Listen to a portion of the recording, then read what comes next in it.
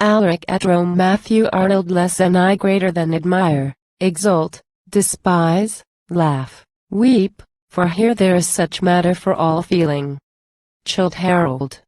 Less than / I, greater than I, unwelcome shroud of the forgotten dead, oblivion's drear fountain, where art thou? Why speed saint thou not thy death-like wave to shed o'er humbled pride, and self-reproaching woe, or time's stern hand, why blots it not away the saddening tale that tells of sorrow and decay?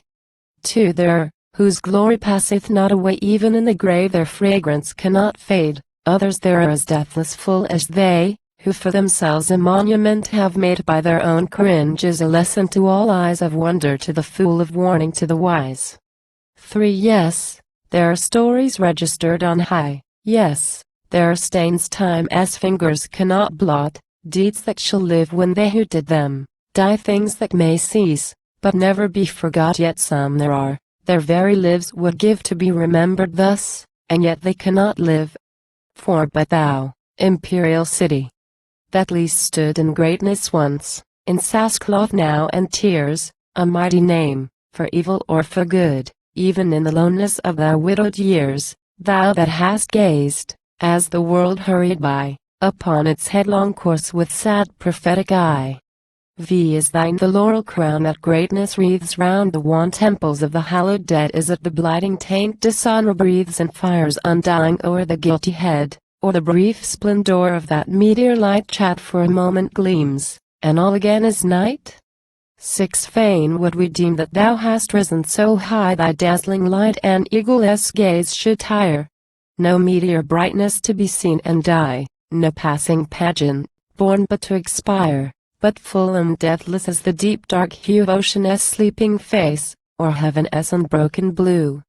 7. Yet stains there are to blot thy brightest page, and wither half the laurels on thy tomb.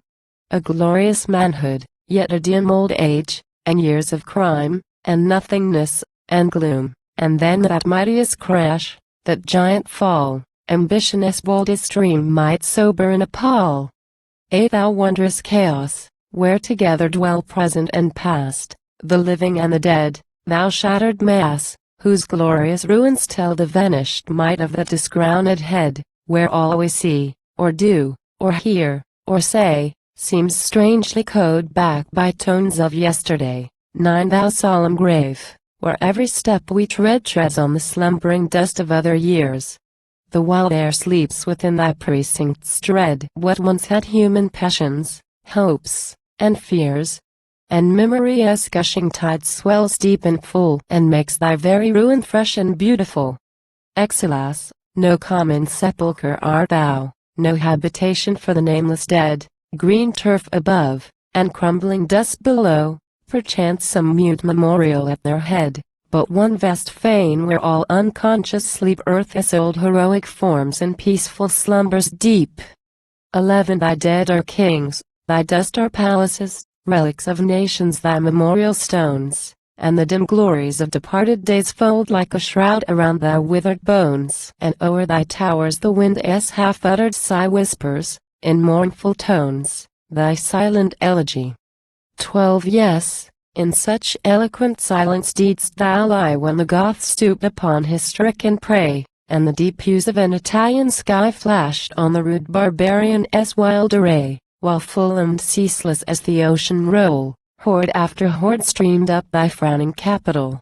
13. Twice, ere that day of shame, the embattled foe had gazed in wonder on that glorious sight. Twice had the eternal city bowed her low in sullen homage to the invader's might. Twice had the pageant of that vast array swept from thy walls, O Rome, on its triumphant way.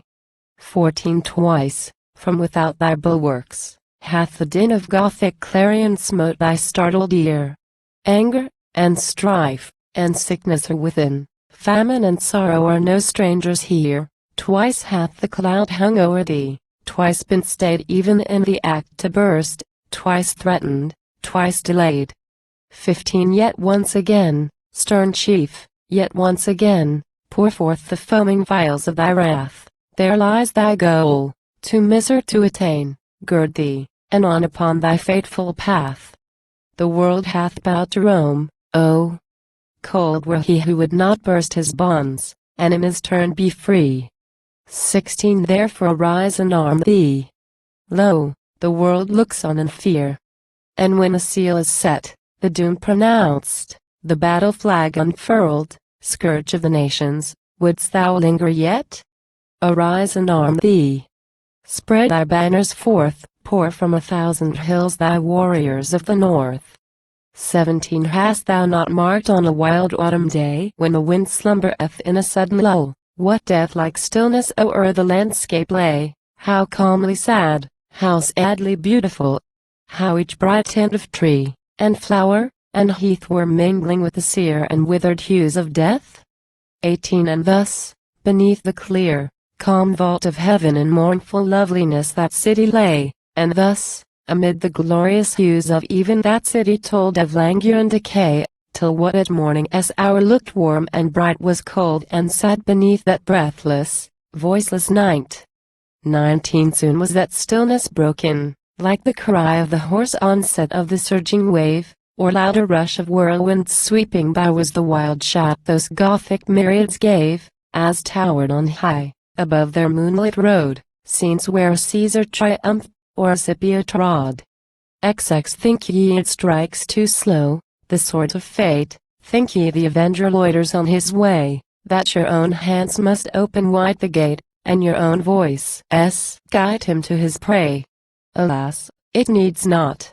Is it hard to know fate's threatenings are not vain, the spoiler comes not slow? 21 And were there none, to stand and weep alone, and as the pageant swept before their eyes to hear a din's and long-forgotten tale of old times, and holiest memories, till fanciful regret and dreamy woe peopled night as voiceless shades with forms of long ago. XXIIO Yes. If fancy feels, beyond today, thoughts of the past and of the future time, how should that mightiest city pass away and not bethink of her glorious prime, whilst every chord that thrills at thoughts of home jarred with the bursting shout, they come, the Goth, they come. 18 The trumpet swells yet louder, they are here.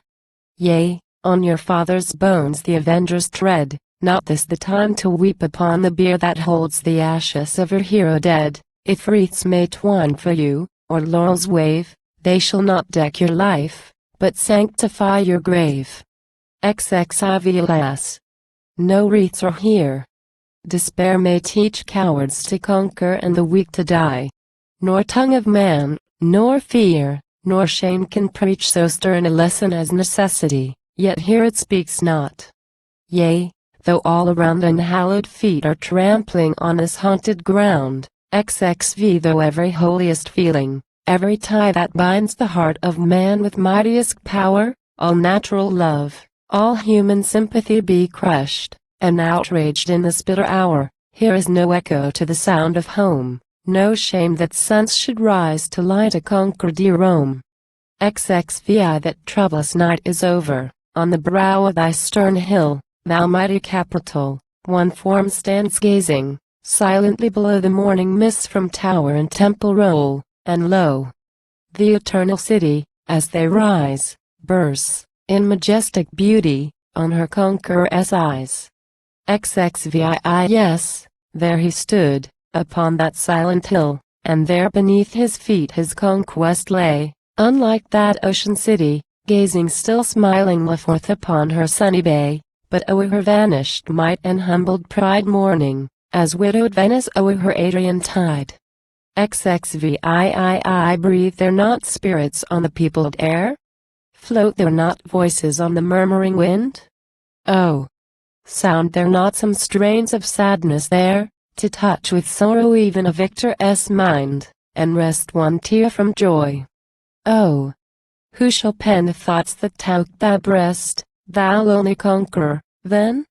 XXIX Perchance his wandering heart was far away, lost in dim memories of his early home, and his young dreams of conquest. How today beheld him master of imperial Rome, crowning his wildest hopes. Perchance his eyes as they looked sternly on, beheld new victories, XXX new dreams of wide dominion, mightier, higher, come floating up from the abyss of years. Perchance that solemn sight might quench the fire even of that ardent spirit. Hopes and fears might well be mingling at that murmured sigh, whispering from all around, all earthly things must die. XXXI perchance that wondrous city was to him but as one voiceless blank. A place of graves, and recollections indistinct and dim. Whose sons were conquerors once, and now are slaves. It may be in that desolate sight his eye saw but another step to climb to victory. XXXI alas! That fiery spirit little knew the change of life, the nothingness of power, how both were hastening, as they flowered and grew, nearer and nearer to their closing hour, how every birth of time's miraculous womb swept off the withered leaves that hide the naked tomb. XXXII one little year.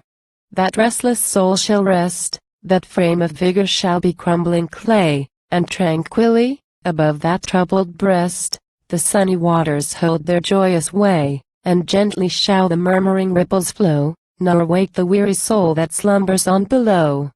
XXXIV alas! For other thoughts might well be ours and dash our holiest raptures while we gaze, energies wasted, unimproved hours, the saddening visions of departed days. And while their eyes here might we stand alone, and mingle with thy ruins somewhat of our own. XXXV beautiful city! If departed things ever again put earthly likeness on, here should 1,000 forms on fancy's wings float up to tell of ages that are gone. Yea, though hand touch thee not, nor eye should see, still should the spirit hold communion, roam, with thee. XXXVIO. It is bitter, that each fairest dream should fleet before us but to melt away. That wildest visions still should loveliest seem and soonest fade in the broad glare of day, that while we feel the world is dull and low, gazing on thee, we wake to find it is not so. XXXVII a little while, alas! A little while, and the same world has tongue, and ear, and eye, the careless glance, the cold unmeaning smile, the thoughtless word, the lack of sympathy. Who would not turn him from the barren sea and rest his weary eyes on the green land and thee? XXXVII so pass we on. But oh! To harp aright the vanished glories of thine early day, there needs a minstrel of diviner might, a holier incense than this feeble lay. To chant thy requiem with more passionate breath, and twine with bolder hand thy last memorial wreath.